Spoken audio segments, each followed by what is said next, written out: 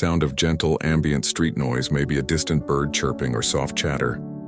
Have you ever had a glass of orange juice that completely changed your day? Not just because it was fresh, but because of the story behind it? Let me tell you about a little corner of the world where I found exactly that. It was on a trip, wandering through a sun-drenched cobblestone street market.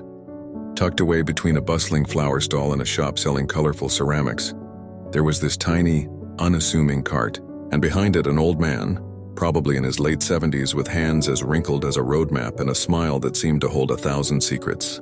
He was making orange juice, but this wasn't just any orange juice. He had this ancient, hand-cranked press that looked like a museum piece. With every turn of the handle, it would let out this rhythmic, gentle creak. He'd take a bright, plump orange, slice it in half with a worn-out knife, and press it with a practiced, almost ceremonial grace. No fancy machines, no loud blenders. Just the simple, pure act of turning fruit into sunshine in a cup. I was mesmerized, so I ordered a glass. As he worked, he started talking. Not to me directly at first.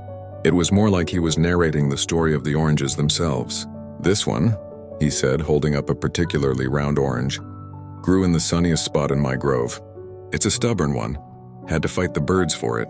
He chuckled, a soft, raspy sound.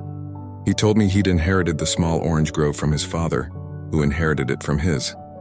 He'd been working this same press in this same spot for over 50 years, and then the stories really started to flow. He told me about the young soldier who came every morning for a glass before deployment, and how a year later, the soldier returned with his new bride to share a glass together. He pointed to a faint carving on the side of his wooden cart, a pair of initials inside a heart. "A young couple," he explained. "They had their first date right here sharing a juice because it was all they could afford. They came back on their 50th anniversary to carve that." He spoke of the seasons, of droughts that threatened his trees, of bountiful harvests that felt like a gift from the heavens. Each glass of juice he poured wasn't just a drink, it was a chapter from his life.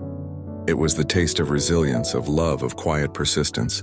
When he finally handed me my glass, the juice was cold, sweet, with just the right amount of pulp.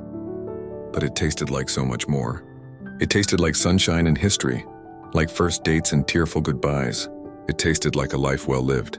Sometimes, the most extraordinary things are found in the simplest moments, and a glass of orange juice from a man who poured his life story into it can be one of them. It's a reminder that everyone and everything has a story to tell. You just have to be willing to stop and listen.